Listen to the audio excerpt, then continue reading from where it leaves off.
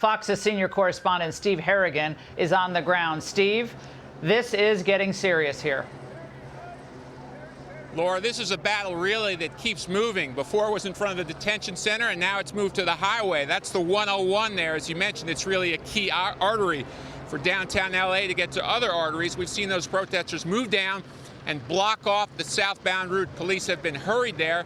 You see the Mexican flag there being waved, and they're being pushed aside. They tried to block the northbound as well, but they failed. It just goes to show the police really have to defend this entire highway. This is not the first time it happened. It happened Sunday at a different spot.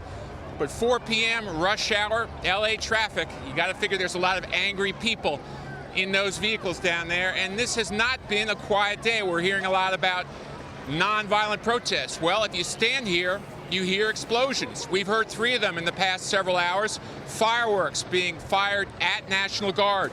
You hear another one right there. Water bottles being thrown at National Guard, and flashbangs used in retaliation by the National Guard.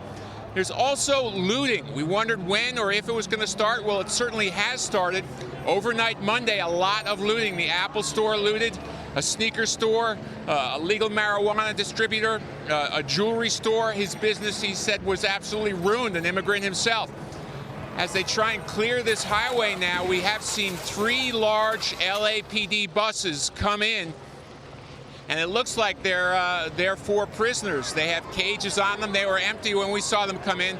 So we're looking at arrests about to go up here. There's been about 160 over the weekend. That could be a lot more soon, as briefly now for about 20 minutes these demonstrators have managed to block off once again a key artery in Los Angeles. Laura, back to you.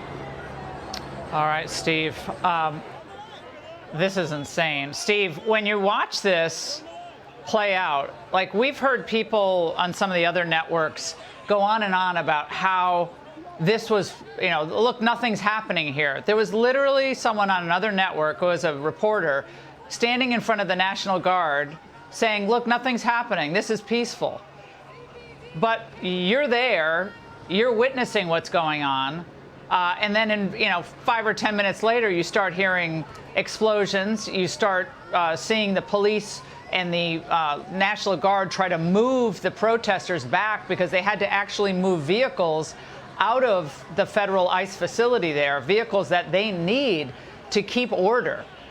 So, Steve, the description of the peaceful protest, that's completely out the window.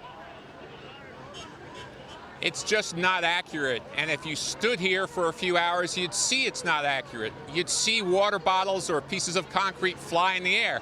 And keep in mind, you can say non-lethal force or it's only fireworks. When you hear these things explode and you're a police officer or a National Guard soldier, you don't know what it is. You just know that someone is throwing something either on fire or exploding in your direction. And that has happened 3 times in the past 2 hours here this afternoon.